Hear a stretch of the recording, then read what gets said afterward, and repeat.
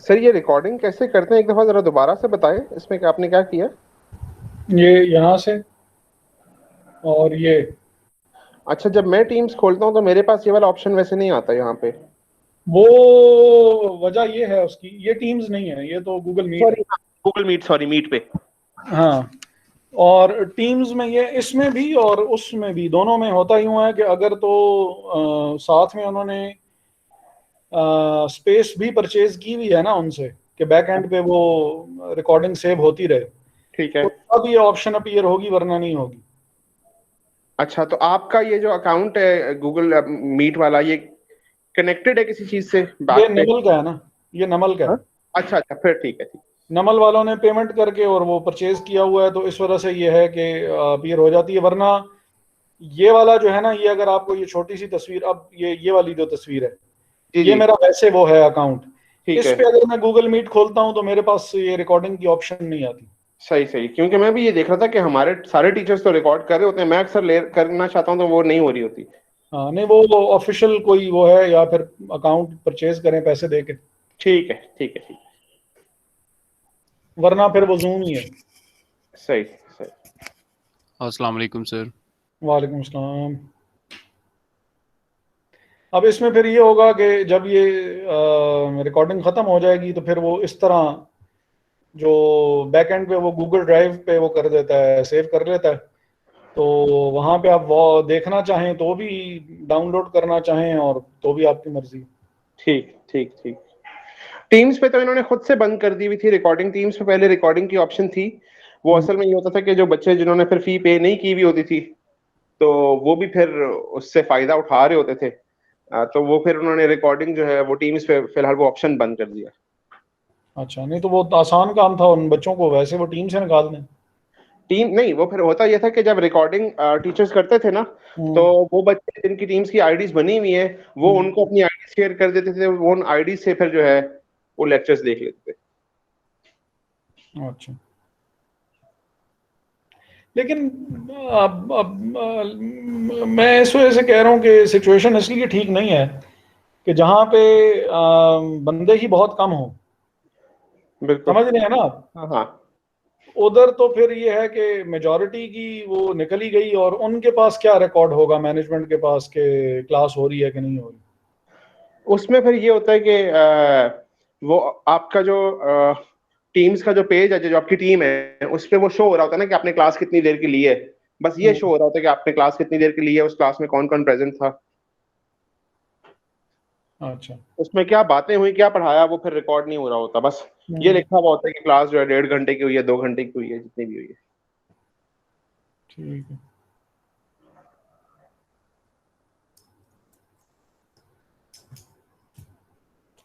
मेरा ख्याल है स्टार्ट करें। श्योर। वो दो लोग तो मेरा ख्याल है उधर हैं, सर हसन, और दूसरा कौन है जिसकी वो हो रही होती है क्लास? ये सर हसन की हो रही होती है। हाँ, उनका एक सब्जेक्ट है, लेकिन उसकी क्लास अब मुझे नहीं पता कि आज ही होती है या। आज ही होती है और इसी टाइम में होती है, 4:30 वहाँ जाके ख़त्म होगी। सही सही। किधर है माजिद, किधर है? वो तो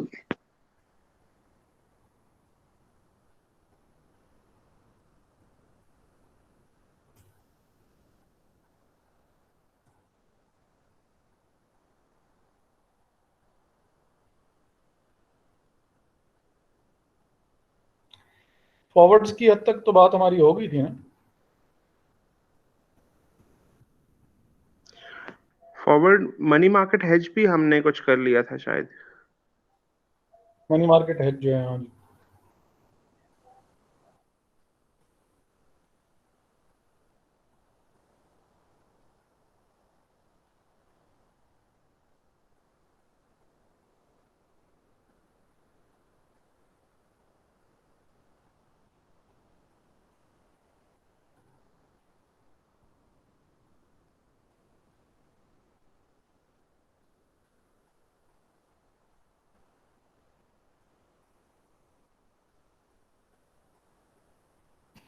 चले, जब तक आप दूसरे आते हैं तब तक हम बात अपनी स्टार्ट करते हैं।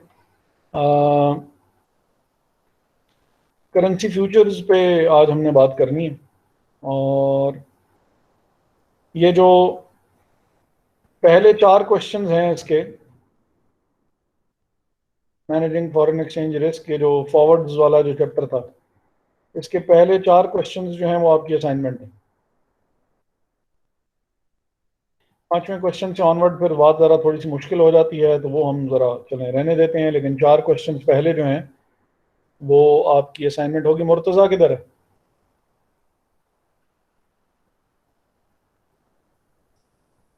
मुर्तज़ा भी नहीं है। अच्छा चलें, तो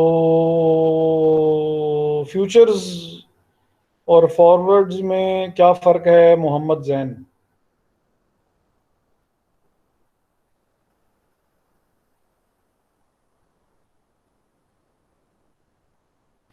मोहम्मद जैन।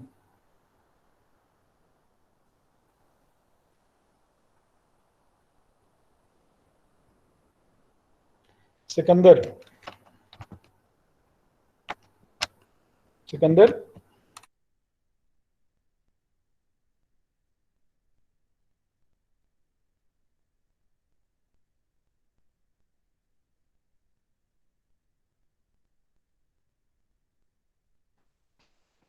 हेलो। मुश्किल क्वेश्चन पूछा ना सारा। अच्छा नहीं, आवाज तो यानी आ रही है ना? मैं हाँ, मैं हाँ, बस ये आवाज आ रही परेशान हो रहा था कि यार मेरा ख्याल है कि आवाज ही नहीं आ रही। नहीं, आवाज आ रही। आ रही है, ठीक है। एहसन, फ्यूचर्स में और फॉरवर्ड्स में क्या फर्क है?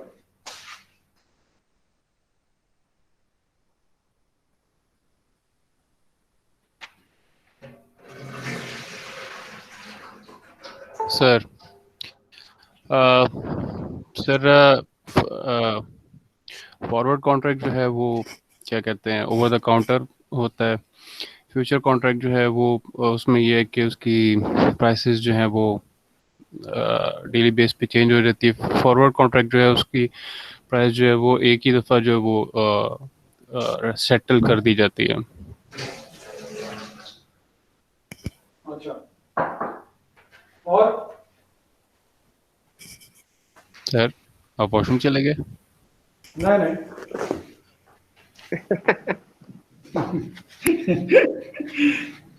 किचन में था। अरे रोजे हैं, किचन में क्या कर रहे हैं? बस वो ऑनलाइन क्लासेस का फिर ये तो फायदा होता है ना कि बंदा बंदा घूम फिर तो सकता है। घूमने के लिए किचन ही है। यार वो असल में स्ट्रॉबेरीज जो थी वो मैंने वो उनको ना ज़रा साफ़ करने का एक तरीका ये है कि वो उनको पानी में भिगो के और उसमें थोड़ा सा सिरका डालना होता है। तो उसके अंदर का भी वो जो गंद शंद होता है उसको रखना होता है तकरीबन 5 से 10 मिनट। तो मुझे तकरीबन हो गया था पौना घंटा। तो मैंने कहा अगर ज़्यादा और रखा फिर वो बिल्कुल खट्टी हो जाती हैं। तो मैं उसका पानी जाके चेंज कर रहा हूँ और वो जो सिरके वाला पानी है वो फेंक आऊँ। एक तो सारी बात बतानी पड़ती है तुम्हें। ठीक हो गया। हमें लगा आप फ्रूट चाट बनाने चले सिक्के से गए। तो सर उसका अपना टेस्ट चेंज नहीं हो जाएगा? नहीं, वो असल में उसके अंदर वो जो ज़रा थोड़े से वो जो बीजों वाली जगह पे कीड़े शीड़े और वो बाज ऐसे होते हैं, और वो बाज ऐसा गंद उसका होता है जो कि जब आप ये इसको सिरके में ना 5 से 10 मिनट रखना होता है, ज़्यादा नहीं रखना होता। और सिरका भी सिंथेटिक यूज़ करना होता है, वो जो वाइट वाला होता है, दूसरा नहीं यूज़ करना होता। तो उसकी सफाई बेहतर हो जाती है। एनी हाउ, हम पता नहीं किधर निकल तो फ्यूचर में, और फ्यूचर वो फॉरवर्ड कॉन्ट्रैक्ट है जो कि किसी ऑर्गेनाइज्ड एक्सचेंज के ऊपर जो है वो ट्रेड हो रहा हो। और ऑब्वियसली जब वो किसी एक्सचेंज के ऊपर ट्रेड हो रहा होगा ऑर्गेनाइज्ड, तो फिर होगा ये कि जो क्वांटिटी है, जो क्वालिटी है, जो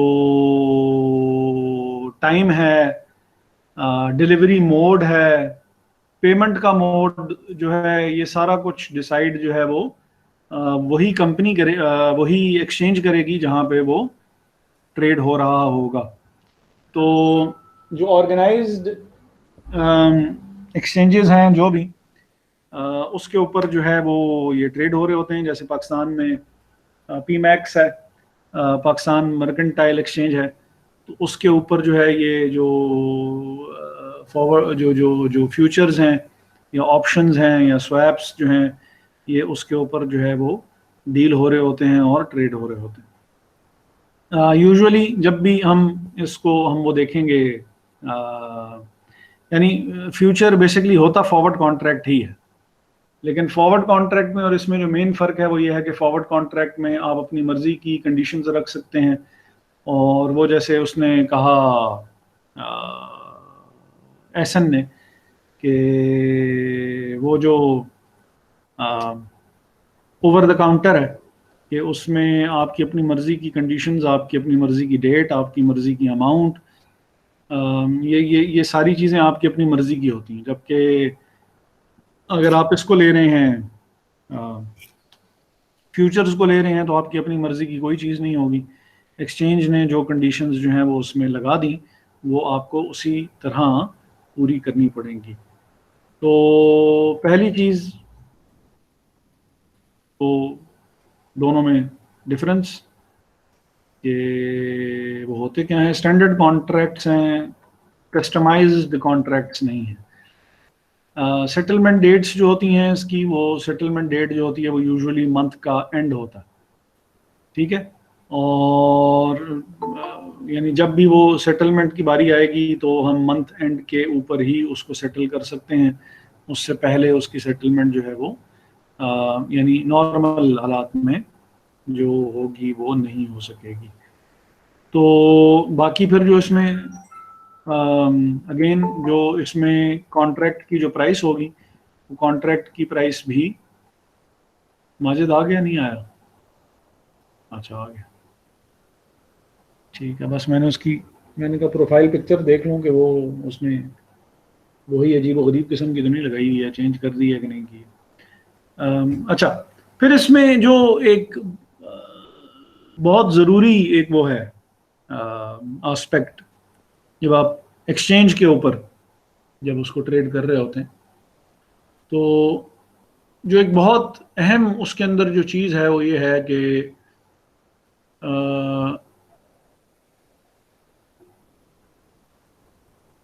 एक हम उसको मार्जिन हम उसको कहते होते हैं। तो अब जैसे इन्होंने कहा हुआ ना कि counter party to all trades है, कि आपने अगर ट्रेडिंग करनी है तो ट्रेडिंग एक्सचेंज के थ्रू ही होगी। डायरेक्टली आप बायर के साथ आप पेमेंट करेंगे या चीज़ वसूल करेंगे एक्सचेंज को, बेचने वाला भी एक्सचेंज को चीज़ बेच रहा होगा, एक्सचेंज आपके हवाले कर देगी, आपकी अमाउंट जो है वो यानी दूसरे के हवाले हो रही होगी, लेकिन एक्सचेंज जो है वो इंटरमीडियरी का रोल प्ले करेगा। डायरेक्टली आपस में एक दूसरे के साथ ट्रेडिंग जो होगी वो नहीं हो रही होगी। अब यहां पे वो जो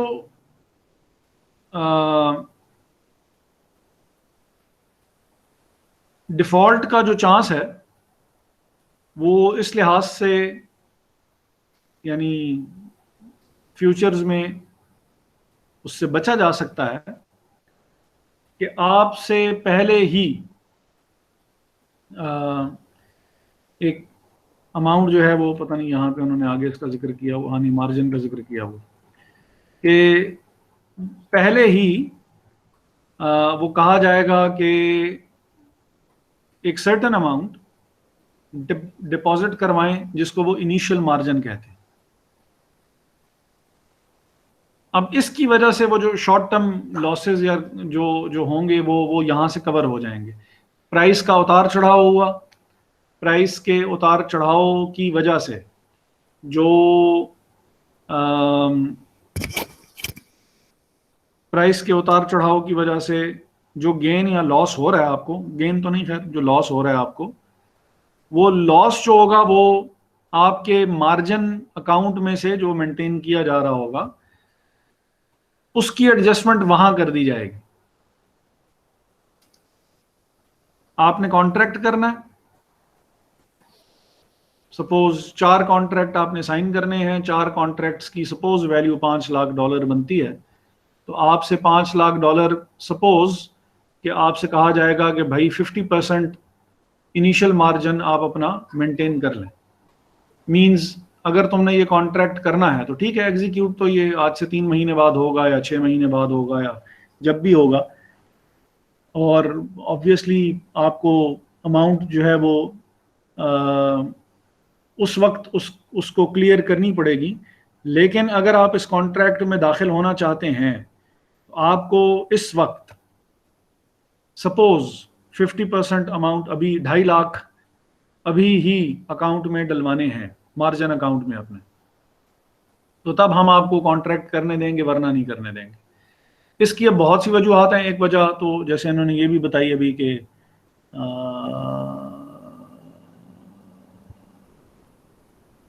यानी वो जो शॉर्ट टर्म उतार चढ़ाव जो हो रहा है प्राइस में फ्यूचर्स की, तो उससे जो दूसरी पार्टी है उसको प्रोटेक्ट किया जा सके, कि डिफॉल्ट से प्रोटेक्ट किया जा सके, या जो छोटी मोटी उतार चढ़ाव वाली हिसाब किताब है वो यहीं पे ही कवर हो जाए। नंबर 2 कि एक्सचेंज को भी ये काइंड ऑफ श्योरिटी मिल जाए कि आप सीरियस हैं, कि you are serious and you are willing and you are able to perform the contract. अगर तुम अमाउंट जमा करवा सकते हो तो इसका मतलब है कि तुम इस काबिल हो, चाहते भी हो, काबिल भी हो कि तुम ये कॉन्ट्रैक्ट जो है वो कल को अगर तुम्हें ऑनर करना पड़ जाए तो ये कॉन्ट्रैक्ट तुम ऑनर भी कर लो। सर आसान अल्फाज में से बयाना कह सकते हैं, टोकन बयाना तो थोड़ी अमाउंट होती है, ये एज अ सिक्योरिटी आप कह चलें, ठीक है बयाना, लेकिन बयाना तो जरा तो चीज में आता जरा थोड़ा, हाँ बयाने के से जरा ये थोड़ी सी वो थोड़ा सा बॉर्डर सेंस में ले आए तो वही समझ लें।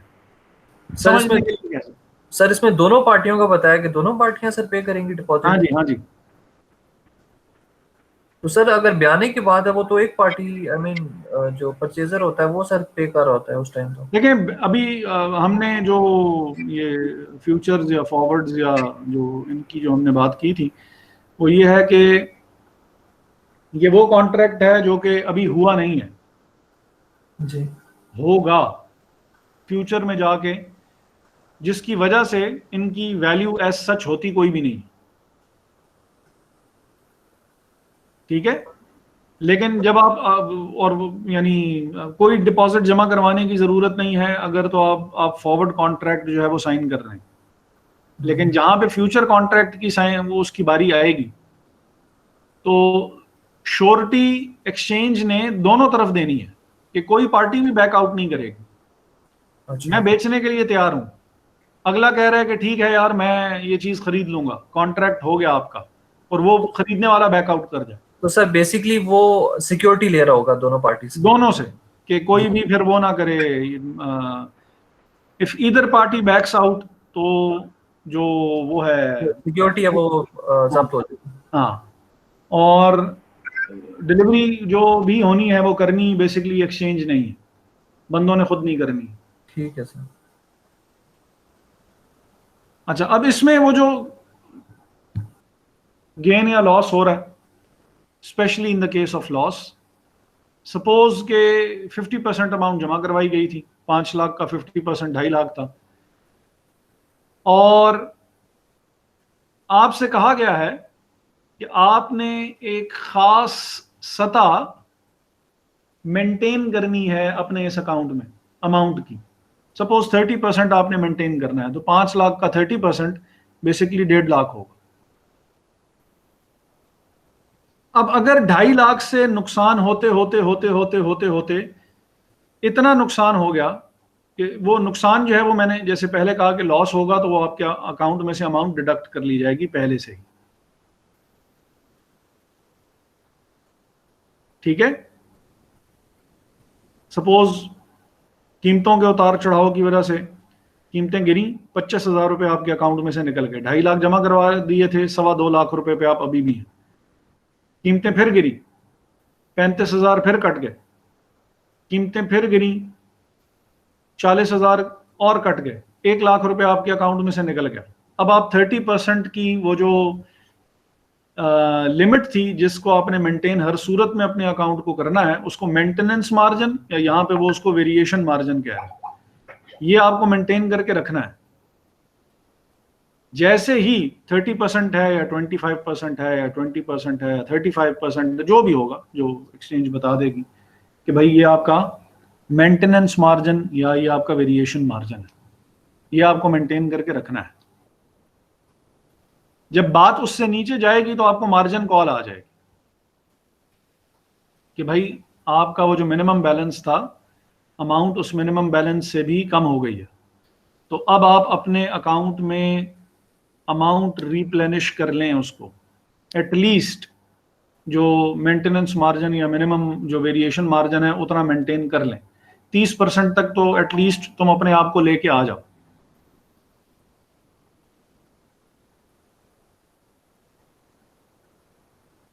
और आपको उतनी अमाउंट जो है वो फिर डिपॉजिट करवानी पड़ेगी अपने अकाउंट में, ताकि वो जो 30% वाली जो कंडीशन है, सपोज अगर 30% है तो 30% वाली जो कंडीशन है उसको आप फुलफिल करें और आपको ट्रेडिंग करने दी जाए। और अगर आप नहीं करते हैं तो फिर ये होगा कि बाइंग सेलिंग, आपकी अकाउंट फ्लैग हो जाएगा, बाइंग सेलिंग जो है वो लॉक हो जाएगा अकाउंट आपका। और ऑब्वियसली फ्यूचर में फिर आपको, अगर आप ट्रेड करना चाहते हैं तो या तो पाबंदी अगर नहीं भी लगती है तो एटलीस्ट ये ज़रूर होगा कि पहले अमाउंट जमा करवाओगे, तो फिर दोबारा जो है वो इस किस्म का काम हो सकता है, और नेक्स्ट टाइम इस किस्म की हरकत की तो तुम्हारे ऊपर बैन लगा दिया जाएगा। ठीक है जी। तो इनिशियल मार्जिन है और मेंटेनेंस मार्जिन या वेरिएशन मार्जिन है, वो मिनिमम परसेंटेज जो कि उन्होंने आपको मेंटेन रखने के लिए कहा हुआ है, 30% है, 35 है, 40 है, 25 है, 20 है, जो भी है, जो कि उन्होंने मेंटेन रखने के लिए आपसे कहा हुआ है, उससे बिलो अगर अमाउंट जाएगी तो आपको मार्जिन कॉल आ जाएगी कि भाई अपना तुम हिसाब किताब मेंटेन कर लो। क्लियर है? और वो कह रहा है कि in this way all loss positions have been covered by cash payments and there is no credit risk for exchange from non-payment of losses by buyers or sellers of future contracts। जैसे जैसे adjustment होती जा रही है, जैसे जैसे हालात तब्दील होते जा रहे हैं, वैसे वैसे आपसे पेमेंट मांगी जा रही है, ताकि ये ना हो कि एकदम जब प्राइस गिरे और एकदम आपसे कहा जाए कि आप अमाउंट पे करें और आप डिफॉल्ट कर गए तो फिर मामला ख़राब हो जाएगा। तो आप जो भी एडजस्टमेंट है वो साथ के साथ होती रहे। और गेन की साइड पे फिर ये होगा कि अगर प्रॉफिट हो रहा है तो वो प्रॉफिट आपके अकाउंट में ऐड की, यानी साथ के साथ ही ऐड होता रहेगा। ठीक है? तो इससे वो जो डिफॉल्ट है, डिफॉल्ट के चांसेस जो हैं वो आप कम या आप मिनिमाइज कर लेते हो। सर हाँ जी, मुझे बस ये पूछना था कि मतलब इसमें अगर फॉर एग्जांपल वो जो आपको सर्टेन एक लिमिट बताई हुई है कि उससे कम आपका बैलेंस नहीं होना चाहिए, तो उससे कम अगर बैलेंस होता है और आप उसको फिर वो सपोज टॉप अप नहीं करते, तो वो आपका ब्रोकर आपकी पोजीशंस क्लोज कर देगा खुद ही, या क्या किया जाता है उस सिचुएशन में? ऑब्वियसली पहले तो वो करेंगे आपको वो फ्लैग करके, और वो कहेंगे कि अमाउंट आप डिपॉजिट करवाएं, नहीं करवाते हैं आप स्टिल, तो फिर ठीक है, वो यानी वार्निंग और उसके बावजूद तो फिर वो आपकी पोजीशन क्लोज कर सकता है। ठीक ठीक। और फिर वो आगे फिर जो भी हिसाब किताब आपका है कि फ्यूचर में तुम्हारे साथ क्या किया जाए वो फिर अलग है। लेकिन जो रिमाइंडर है ये आपके लिए कि भाई आप ये करवा लें, और रिमाइंडर और वो रिमाइंडर वार्निंग जो भी, और अगर आप नहीं करते हैं तो पोजीशन आपकी बिल्कुल क्लोज की जा सकती है। और सर इनिशियल मार्जिन दोनों देंगे, बायर भी और सेलर भी, तो जो आपका वेरिएशन मार्जिन है वो कौन देगा? जिसके अकाउंट में से लॉस होते होते, लाजिम आता है यार, एक बंदे को लॉस हो रहा है तो दूसरे को गेन हो रहा होगा, तो दूसरे का तो मसला नहीं है ना, मसला उसका है जिसके अकाउंट में से लॉस होते होते इतनी अमाउंट उड़ गई है कि वो मेंटेनेंस मार्जिन से भी नीचे चली गई। एक बंदे का लॉस है तो दूसरे बंदे का गेन होगा। Okay sir. ठीक है। अच्छा, तो सर हमारा जो एजेंट है उसके क्या फिक्स चार्जेस होते हैं या वो डील पे उसकी कमीशन होती है? नहीं समझ में आई मुझे। मतलब सर जो ब्रोकर है जिसकी यहाँ पे तो मेरे ख्याल से बात हो रही है सर, उसकी मतलब दो पार्टीज के मतलब उसके जो फिक्स चार्जेस फी पे करते हैं उसकी सर्विसेज के, या उसके जो डील कमीशन, कमीशन होती है? कमीशन। जी जी। अच्छा अच्छा, जैसे प्रॉपर्टी डीलर कमीशन का रेट फिक्स होगा या वेरिएबल निकी वेरी करेगा? टू बी रियली ऑनेस्ट, इसका मुझे इसका इतना अंदाजा नहीं है कि वो, इसको मैं कंफर्म कर दूंगा आपको। इसको मैं कहीं लिख लेता हूँ ताकि फिर मैं भूल भी जाता हूँ। सर जैन, इसका कोई आइडिया है? किस चीज का सर? ये जो जैसे शेयर्स पे नहीं होता, शेयर्स पे तो ये होता है कि वो कीमत के लिहाज से कमीशन अपना लगाते हैं ना, कि सर अगर शेयर की कीमत 0 से लेके 50 रुपए, सॉरी 0 तो नहीं, 10 रुपए से 50 रुपए तक का शेयर है तो हम आपसे 7 पैसे चार्ज करेंगे कमीशन। 50 से लेके सपोज 250 तक है तो हम आपसे जो है वो 9% कमीशन चार्ज करेंगे सपोज। और अगर वो 250 से 1000 तक है तो इतना। इसमें जो कमीशन की सिचुएशन है वो कैसे कवर होती है? मेरे ख्याल से तो जहां तक मेरा नॉलेज है उसमें ये है कि वो जो बायर और सेलर का जो रेट्स होते हैं वो थोड़ा सा उसमें डिफरेंशियल होता है ना। तो वो जो डिफरेंशियल होता है एक तो वो उनका कमीशन होता है कि वो जो बायर को रेट कोट कर रहे हैं एग्जैक्टली वही सेलर को नहीं कोट कर रहे होते। उसका जिस तरह एक वो आस्क और वो बिड प्राइस होती है, उस बिड और ऑफर प्राइसेस जो होती हैं उसमें जो डिफरेंस होता है उसी की वजह से उनको जो है वो जो उनका जो कमीशन है वो बन रहा होता है। बाकी उसके अलावा भी शायद वो उनसे कुछ ना कुछ एक्स्ट्रा चार्ज कर रहे होते होंगे, लेकिन मेजर जो उनका कमीशन होता है या जो अर्निंग्स होती हैं वो डिफरेंशियल्स जो होते हैं इन दोनों बायर्स और सेलर्स के रेट्स में उससे होती हैं।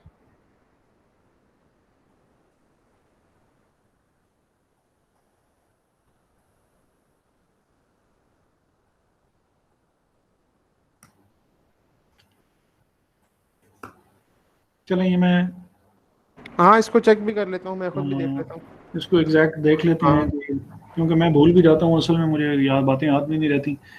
कह देता हूँ मैं ये काम कर दूंगा और फिर उसके बाद मुझे खुद ही याद नहीं रहता कि यार ये काम करना भी था। तो इसको देख लेते हैं कि वो शेयर्स की तरह इसका भी है, डिफरेंशियल चार्ज करेंगे, डिफरेंशियल के अलावा कुछ और चार्ज करेंगे, नहीं करेंगे। इसको याद दिला दीजिएगा। चलें आज ही कुछ देख लेते हैं। Okay sir. 2-4 ब्रोकर्स हैं लेकिन अब उसका नंबर मुझे ढूंढना पड़ेगा। सर शेरडन से पूछ लें। सर शेरडन जुआ नहीं, वो यार वो है हमारा शेयर्स का काम वो करते रहे, शेयर्स का वो उसका नहीं करते। और अब तो उन्होंने वो शेयर्स का काम भी छोड़ दिया ना। सही। अब तो उन्होंने अपना बिजनेस स्टार्ट किया हुआ। सर करते हैं अभी भी वो शेयर्स की बाइंग सेलिंग कर रहे हैं या इसकी derivative? Sir as a broker नहीं कर सर वो, लेकिन वो शेयर्स उन्होंने परचेज किए में और रिपोर्ट्स भेजते रहते हैं।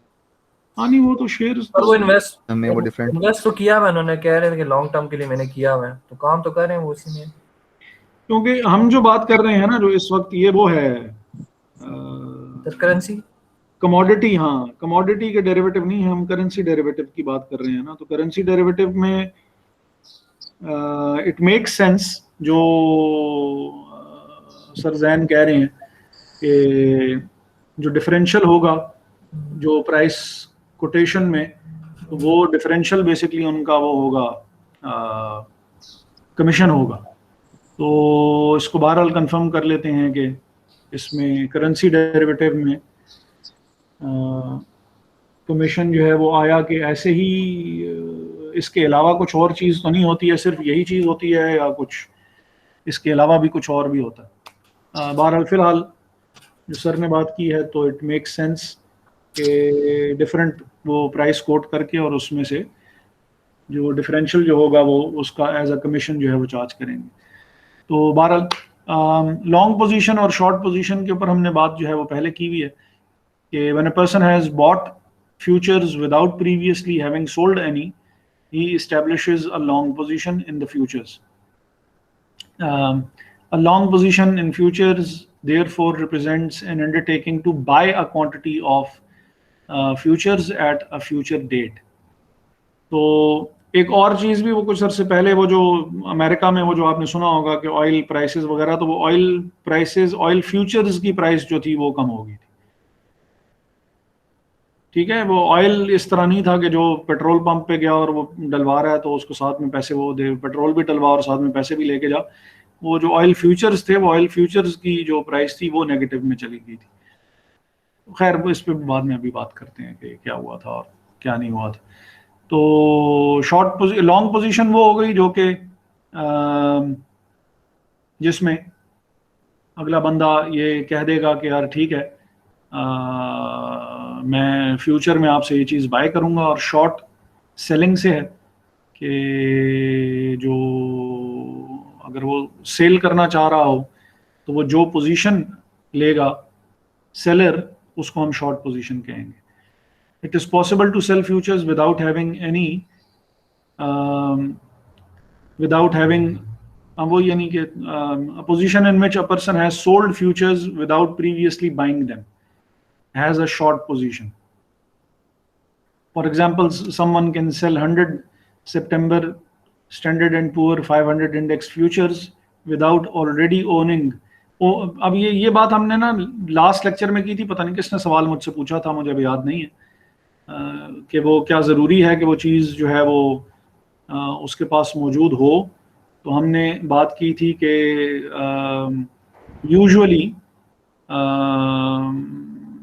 आपके पास वो चीज़ नहीं होती है जिसका आप कॉन्ट्रैक्ट कर रहे होते हैं, और यही बेसिकली इसको इस्लामी तौर पे जायज़ नहीं बनाती है कि आपके पास एक चीज़ नहीं है और आपने उसका कॉन्ट्रैक्ट भी कर लिया है, तो वो हमारे लिहाज से जो है वो जायज़।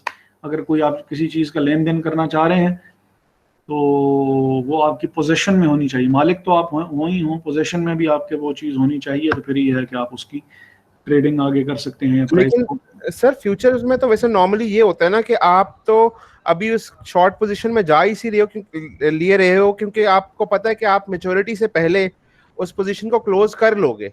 मतलब आपकी इंटेंशन तो कभी भी है ही नहीं उसको एक्चुअली उस चीज को सेल करने की। आप तो उसको अभी सेल इसलिए कर रहे हो या शॉर्ट पोजीशन में इसलिए जा रहे हो क्योंकि आपको लग रहा है कि उसकी मार्केट में वैल्यू बाद में कम हो जाएगी, तो जब कम होगी तो आप अपनी पोजीशन को क्लोज कर लोगे बाय करके उसको वापस। तो इंटेंशन तो आपकी है ही नहीं उस चीज को एक्चुअली सेल करने की, तो फिर भी इसको हम उस पॉइंट ऑफ व्यू से जो है वो हराम ही कंसिडर करेंगे, like Islamic point of view से। देखिए वो बेसिक से असूल है ना। अब मसलन गंदम के बदले अगर आप गंदम देंगे, बार्टर जब आप करेंगे तो उसमें यह नहीं देखा जाएगा कि क्वालिटी अच्छी है या क्वालिटी घटिया है। अगर एक्सचेंज करनी है, खजूर के साथ खजूर एक्सचेंज करनी है आपने, तो जितनी खजूर दे रहे हैं उतनी ही खजूर आपको वापस मिलेगी। असूल ये है।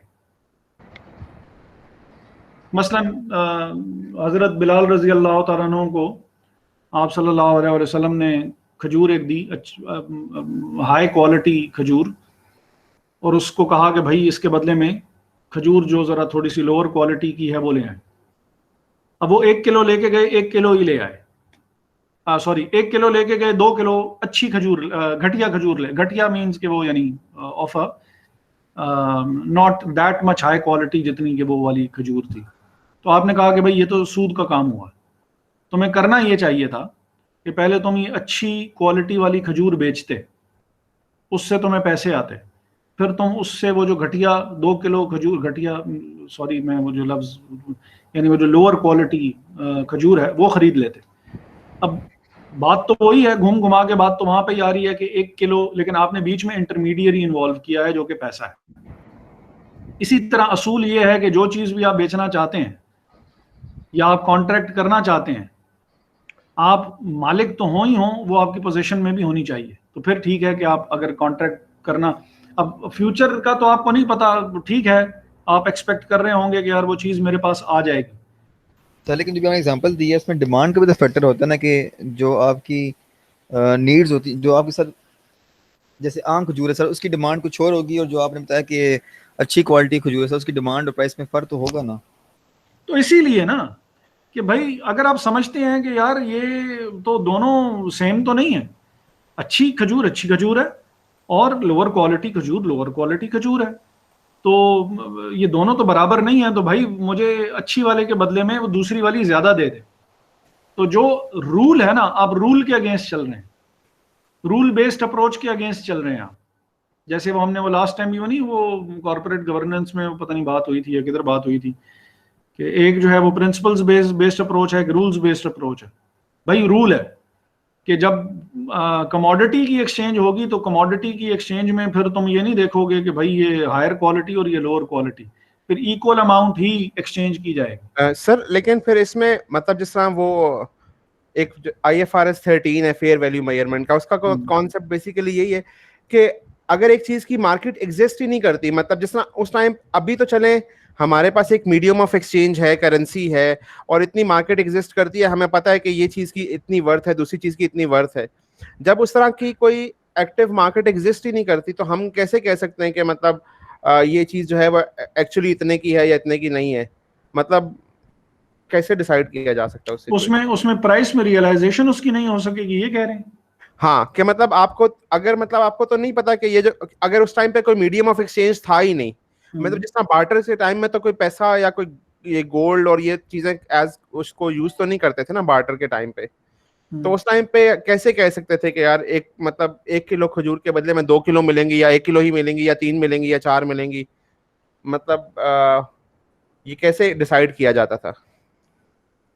देखिए जिस वक्त तक तो ये वो था ना, मैं वो फॉर यानी एज एन एग्जांपल बात की थी कि 1 किलो के बदले में 2 किलो ले आए, यानी जितनी क्वांटिटी वो लेके गए थे उससे ज्यादा क्वांटिटी वो ले आए। सही, एग्जैक्ट ये नहीं कि 1 किलो थी और 2 किलो ले ठीक है, मतलब वो हाँ ठीक है उसी तरह। लेकिन अब उसमें जो जिस वक्त तक की ये बात है तो उस वक्त तो चीजें ट्रेड होती भी थी, बिल्कुल दरहम और दिनार भी थे। बिल्कुल। इसी वजह से कि भाई जब वो अब ये वो रवायत जो है वो मैं ढूंढ के आपको कि एक सा मीन्स के एक मुट्ठी अगर गंदम है तो उसके बदले में एक मुट्ठी ही गंदम जो है वो तुम वो कर सकते हो, एक्सचेंज कर सकते हो। कमोडिटीज की एक्सचेंज में फिर वो इक्वल उस पे ही जाएंगे, ऊपर की जो चीज भी होगी वो सूद के जुमरे में आएगी। और अगर आप कहते हैं कि नहीं यार ये इसमें तो मैं मारा जाऊंगा, मेरी जो कमोडिटी है it has a much higher value, तो फिर बीच में आप इंटरमीडिएट इन्वॉल्व करें, फिर आप उसमें एक्सचेंज में मत जाएं। अगर आप समझते हैं कि यार क्योंकि एक्सचेंज में फिर आपको उतनी ही एग्जैक्ट उतनी ही क्वांटिटी, 1 किलो से ऊपर थोड़ा सा भी हिसाब किताब गया वो सूद में। 1 किलो 50 ग्राम भी हो गया तो 50 ग्राम सूद है। तो जब कमोडिटी की एक्सचेंज करनी है तो फिर एग्जैक्ट उतनी ही क्वांटिटी में चीज जानी चाहिए, उससे ज्यादा में नहीं जानी चाहिए। सर लेकिन आपने कहा जो अच्छी क्वालिटी, आवाज यार वो तुम्हारी बिल्कुल हो रही, ब्रेक हो रही है, वो परचेज करें। ब्रेक हो रही है। क्वेश्चन दोबारा दोहराएं। सर मैंने कहा कि आपने बोला है अभी कि जो अच्छी क्वालिटी खजूर थी उसको बेच के जो पैसे आएंगे उससे आपने इंफीरियर क्वालिटी के परचेज करनी है। हाँ। लेकिन सर मिकदार भी आपने क्या दोनों की सेम हो, किलो दी तो किलो ही वापस आए? नहीं, फिर सेम ना होना, फिर हाँ फिर तो ऑब्वियसली सेम नहीं आएगी ना। अच्छा हाँ फिर तो ऑब्वियस, जब पैसों से खरीद रहे हो तो फिर तो सेम नहीं आएगी ना। फिर तो सपोज 1 किलो के बदले में 2 किलो ही आएगी पैसों के साथ, तो ठीक है। तो अगर तुमने वो किया है, एक्सचेंज किया है और 1 किलो के बदले में 2 किलो ले लिया, तो ऊपर जो 1 किलो लिया है वो तुम्हारा सूद है। ये काम नहीं करना चाहिए। पैसों में बेच के और 2 किलो ले लो ठीक है, क्योंकि तुमने अब पैसों के बदले में चीज ली है, तुमने खजूरों के बदले में खजूर नहीं ली है, तुमने पैसों के बदले में खजूर ली है, तो तुमने कमोडिटी ही डिफरेंट यूज की है। ठीक है सर, समझ आ गई। पैसे कमोडिटी दे के खजूर कमोडिटी ले ली है, अब वो जो उसकी वैल्यू वर्थ बनती थी पैसे के लिहाज से वो तुमने पे कर दी है। डिफरेंट कमोडिटीज यूज की हैं। सेम कमोडिटी में फिर जो वेट होगा वो सेम होना चाहिए, नहीं तो ऊपर की हर चीज जो होगी वो सूद में चली जाएगी। सर आपने जैसे कहा कि भी कमोडिटीज डिफरेंट होंगे, जैसे वो बार्टर सिस्टम था, कि मतलब गंदम दे के खजूर ले लो या गंदम दे के कोई और चीज हाँ, चावल अब वगैरह ले इसमें लो, आप वो कर तो सकते हैं कि भाई ये कितने की है और इसका रेट क्या हो सकता है, चीजें मतलब ही इसमें डिफरेंट है।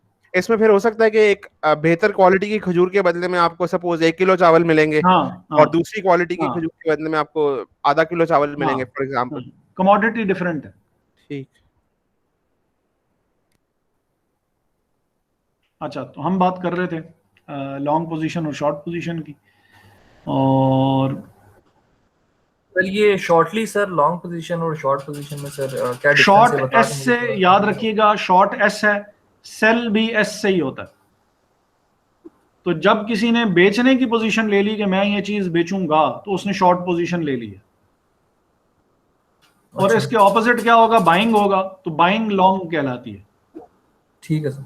ठीक है, बस एस एस से याद रखिएगा कि एक चीज याद रख लें, दूसरी चीज ऑटोमेटिकली कवर हो जाती है कि अगर शॉर्ट पोजीशन सेलिंग की है तो लॉन्ग फिर बाय ऑब्वियसली फिर बाइंग की होगी या परचेजिंग वाली होगी। ठीक है। ठीक है, सर अच्छा, सर दोनों में चीज चीज मौजूद नहीं होगी, किसमें? मतलब ये शॉर्ट में जो बात हुई थी कि हाँ, कि मैं बेचूंगा फ्यूचर तो में, हमारे पास फ्यूचर में हो सकता है वो चीज तुम्हारे पास अभी हो ही ना, जी। हो भी सकता है कि हो भी आपके पास मौजूद भी हो, ये भी हो सकता है, लेकिन मोस्ट प्रोबेबली वो चीज तुम्हारे पास नहीं होगी, फ्यूचर में आएगी, जो कि तुम कह रहे हो कि मैं फ्यूचर में तुम्हें बेच दूंगा। अच्छा, ठीक है, ठीक है सर। यूजुअली वो चीज आपके पास नहीं होती है और आप उसका कॉन्ट्रैक्ट कर लेते हैं कि फ्यूचर में मैं तुम्हें ये चीज बेचूंगा। सर लॉन्ग में भी तो यही होगा सर जैसे गाड़ियां सर आपको लोग ऑर्डर करवाते हैं, पहले पेमेंट ले लेते हैं उनसे। वो ये जो सर अभी स्कैंडल आया भी है एमजी कंपनी का, वासुदेव में आज ही देख सकते हैं क्या कि सर उन्होंने पैसे ले लिए हैं डीलर्स ने कि हम ऑर्डर कर देंगे, और जिस डेट का उन्होंने कहा था कि आज की गाड़ियां उस डेट पे आई नहीं थी, तो अब वो पता नहीं मजीद पैसे डिमांड कर रहे थे या क्या कह रहे थे, या वेट करने कैसे 2-3 महीने नहीं, मजीद वेट कर रहे थे वो, आगे डेट्स दे रहे थे मजीद उनको 6-7 बायर सर। यानी उनके पास भी ऑनरशिप में गाड़ियां मौजूद थी, तो उन्होंने ऑर्डर की भी थी कॉन्ट्रैक्ट बेस पे, लेकिन पैसे उन्होंने पहले ले लिए थे डीलर अपने कस्टमर से, और अब वो ठीक है। उनको चीजें दे भी नहीं रहे थे और कहते कि मजीद 2-3 महीने वेट करें। सर ज्यादातर शोरूम्स में ऐसे ही किया जाता है। और सर कस्टमर्स कह रहे थे कि आप हमारा पैसा वापस कर दें, हम इतना वेट नहीं कर सकते, कहते हैं टर्म्स एंड कंडीशन के खिलाफ है कि हम आपको पैसे वापस नहीं कर सकते, ऐसा कुछ था। अच्छा, as far as I have understood this transaction, तो ये डेरिवेटिव कॉन्ट्रैक्ट नहीं हुआ, ये एक नॉर्मल बाइंग और सेलिंग का कॉन्ट्रैक्ट है, और शायद उन्होंने लिखा हुआ होगा कि भाई ये वो होगी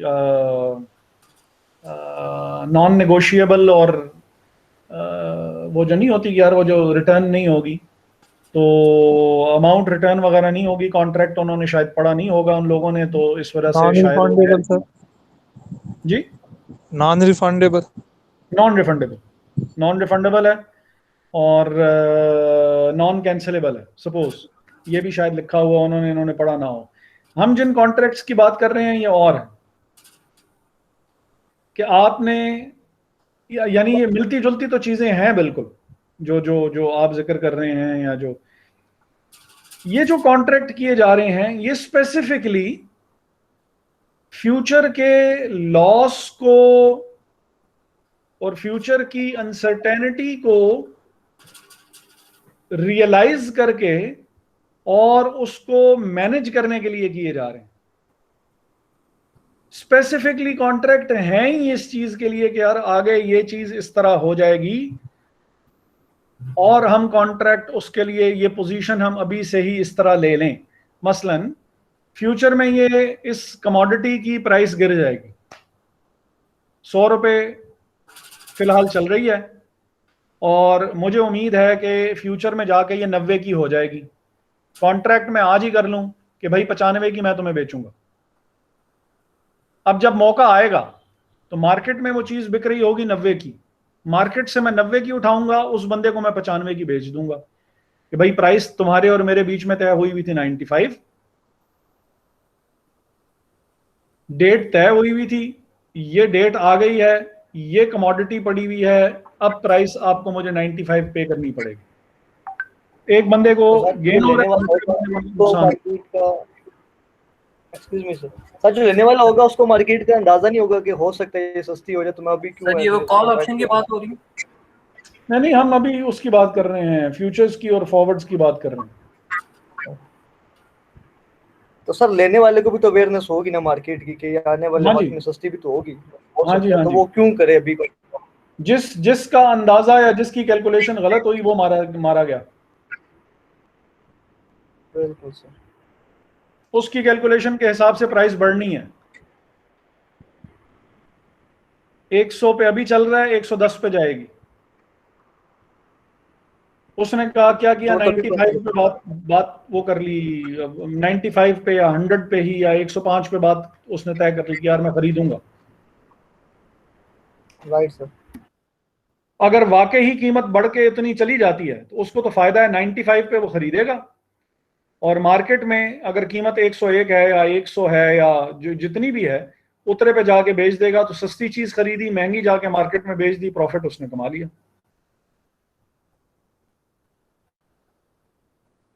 ठीक है जी सर। और जब आप कॉन्ट्रैक्ट में दाखिल होंगे तो इसको ओपन पोजीशंस कहेंगे। सर कॉन्ट्रैक्ट में एंटर होने के लिए उसको वो जो भी पेमेंट करनी पड़ेगी, जो मार्जिन हमने अभी डिस्कस किया ऊपर, एक वेरिएशन था और एक दूसरा था, तो उसमें एंटर होने के लिए उसको वो पेमेंट करनी पड़ेगी इनिशियल। हाँ जी, हाँ जी। जो उसकी एक्सचेंज की रिक्वायरमेंट है वो रिक्वायरमेंट आपको पूरी करनी पड़ेगी। Okay sir.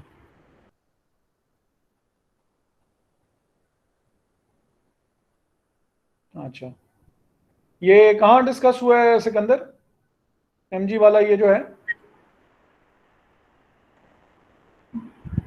सर मैंने क्लिप भेजा आपको ये। हाँ वो अभी डाउनलोड हो रहा है, मैं वैसे वो वीडियो भी आराम से सर वो जगह देखूंगा। मेंशन नहीं थी यहाँ पे, लेकिन ये उन्हीं का शोरूम है एमजी वालों का। अच्छा जी सर। अच्छा, ये यानी इसका मतलब है कि वो जो गाड़ियां वगैरह जो भी हैं ये वो करेंगे, इंपोर्ट करेंगे इन्होंने। प्लांट अभी तक, प्लांट कब तक लगना है इनका? सर प्लांट तो नहीं सर, इंपोर्ट का सुना था हम लोगों ने, इंपोर्ट करेंगे ये लोग। शिपमेंट है सर इनकी, जो कस्टमर्स को बता रहे थे ना, ये ऑफिस वाला लड़का जो बोल रहा था, वो यही कह रहा था कि जो शिपमेंट है वो लेट हुई है, हम मतलब कि इसमें लेट नहीं है, तो आप वेट कर लें, आ जाएंगे। लेकिन कस्टमर गुस्सा हो रहे थे कि भैया आपने डेट दी हुई थी हमें, तो फिर हम क्यों वेट करें, हमारे पैसे वापस करो, तुम लोग फ्रॉड कर रहे हो, तुम्हारे तरीके हैं।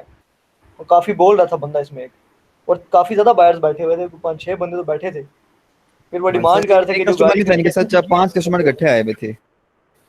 क्योंकि इन्होंने वो जो हैचबैक जो लॉन्च करनी थी उसका तो वो कह रहे थे ना कि अंडर 2 मिलियन जो है वो होगा। जी तो सर वो पता ऐसे नहीं, ही मैं है। किसी जगह वीडियो देख रहा था या पता नहीं वो कुछ पढ़ रहा था आर्टिकल के, ये तब तक पॉसिबल नहीं है जब तक ये प्लांट अपना यहाँ पे नहीं लगा लेते, वरना इंपोर्ट वगैरह पे और उस पे ही इतनी अमाउंट पड़ जाएगी कि वो ये प्राइस मीट करना इनके लिए पॉसिबल नहीं रहेगा। तो मैं इसलिए पूछ रहा था कि इन्होंने प्लांट इस्टेब्लिश इतनी जल्दी, खैर प्लांट लगता भी नहीं है, लेकिन एनी हाउ चलें, देखते हैं ये फिर वीडियो बाद में। और किसी ज़माने से वो एक लिंक शेयर हुआ है, वो भी मैंने अभी तक आर्टिकल नहीं पढ़ा हुआ, एक तो मैं भी निकम्मा तरीन आदमी। अच्छा, तो सेटलमेंट जो है वो क्या होगी कि someone with an open position in futures can keep the position open until the futures contract reaches its settlement date. At settlement, the holder of a long position will require futures exchange to settle, require the futures exchange, require the person नहीं, other party नहीं, exchange से वो require कर रहा है to settle the contract for purchase of the underlying items. अब इसको underlying asset कहा जाता है या सिंपल अंडरलाइंग भी कह देते होते। ये लैंग्वेज है कि जिस एसेट के बारे में आपने वो किया हुआ है, मुकदमा कहने लगा हूँ, कॉन्ट्रैक्ट किया हुआ है, उसको अंडरलाइंग एसेट या सिंपली अंडरलाइंग कह देते होते। ऑयल के फ्यूचर्स परचेज किए हैं तो अंडरलाइंग एसेट ऑयल है। करेंसी है तो अंडरलाइंग एसेट या सिंपली अंडरलाइंग करेंसी है, जिसका आपने बेसिकली कॉन्ट्रैक्ट जो है वो आपने किया हुआ है। तो similarly at the settlement the holder of a short position will be required to make the sale of the underlying item to the futures exchange. अब again, exchange is the intermediary बेचने वाला एक्सचेंज को बेच रहा है, खरीदने वाला exchange से खरीद रहा है, दोनों आपस में एक दूसरे के साथ डायरेक्ट नहीं हो रहे। Some future contracts are cash settled and some are settled by physical delivery. For example, the short term interest futures are always cash settled. हाँ obviously तो नहीं किया जा सकता थाली में, लाजिम बात है उसका कोई ना कोई कैश में ही उसकी सेटलमेंट होगी। तो बाज़ ऐसे हैं जो कि कैश सेटल्ड होंगे और बाज़ ऐसे हैं जो कि जिनके लिए अभी जो करेंसी डेरिवेटिव्स हैं तो ये भी मोस्ट प्रोबेबली जो अमाउंट के थ्रू ही सेटल होंगे। अगर कोई कमोडिटी वगैरह के हैं तो वो फिर ये है कि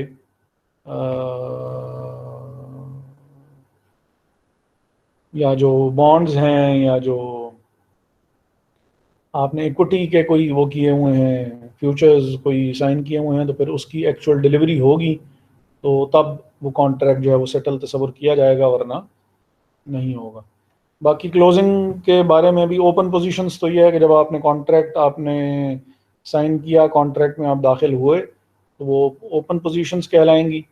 और क्लोजिंग पोजीशन मींस कि या तो आप उसकी एक्चुअल डिलीवरी कर दें, जो भी the holder of a long position can close the position, ये यहाँ से पढ़ रहा हूँ, by selling an equal number of futures for the same settlement date before the settlement date. For example अब जो हमने वो पहले वो बात की कि जो सेटलमेंट है, सेटलमेंट करने का तरीका एक ये कि आप एक्चुअल डिलीवरी कर दें और दो कि आप अपोजिंग पोजीशन अडॉप्ट कर लें। तो यहाँ पे जो उन्होंने बात की वो ज़रा थोड़ी सी इंपॉर्टेंट है, ये शुरू के पैराग्राफ में, कि open positions are not usually kept open until settlement and so only a few futures contracts are actually settled at their settlement date. Instead, positions are usually closed before settlement.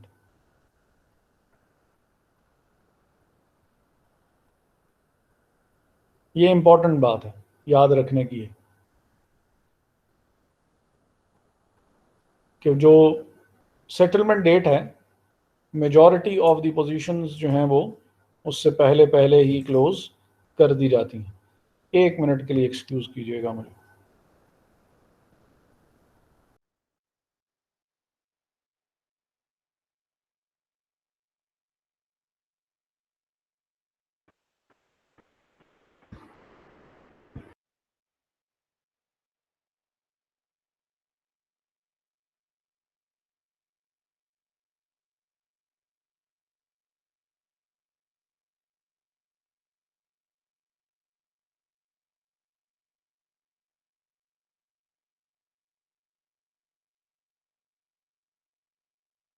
Sikandar,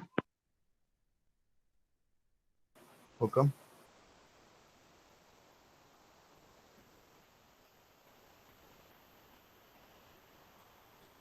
Sikandar, उसका जवाब मिल गया था आपको जो आपने पूछा था?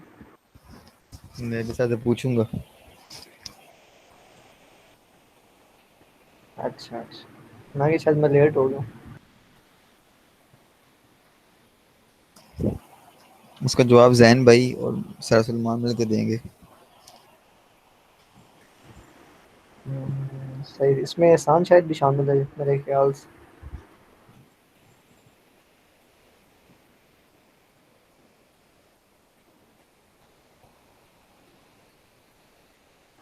सर को बताया अपने बालों का?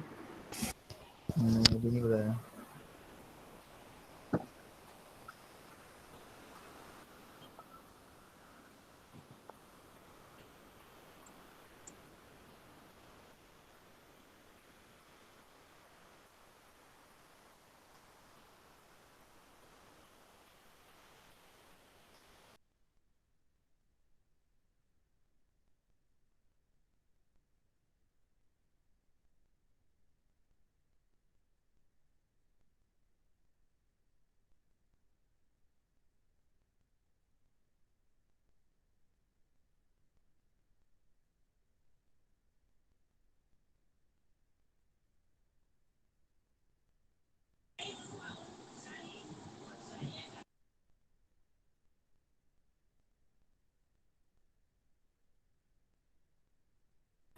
यार एक जरा काइंड ऑफ इशू तो नहीं कहूँगा, इशू, हाँ इशू तो ऐसा सच नहीं है, कहीं जरा थोड़ा जल्दी जाना पड़ गया, बड़ा ज़रूरी है, तो हम ये किसी और दिन टाइम पूरा ना कर लें अगर आपकी सर इजाज़त। श्योर कोई सर मसला नहीं, कोई मसला नहीं। सर आपके सर कितने फ्राइडे को केसेस कर होते लेते हैं? सर फ्राइडे को कर लेते हैं। हाँ सर, सपना कितने भी दिन करेंगे होते तो हैं? कोई इशू नहीं। सर फ्राइडे सैटरडे ऑफ है सर। Friday Saturday Sunday. कल कल कल कल कर लेते हैं। सर बात सुने। Sure sir. जी जी जी जी। सर आप वो कह रहे थे असाइनमेंट है, सिर्फ वो बता दे कौन से वाले क्वेश्चन कहे थे वो मुझे 4 समझ। क्वेश्चंस हैं ये वाले, ये 21 चैप्टर के।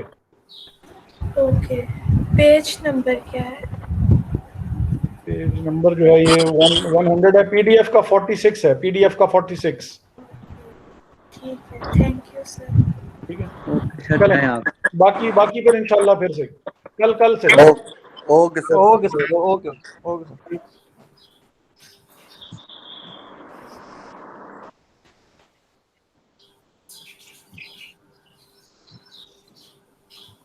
वासिफ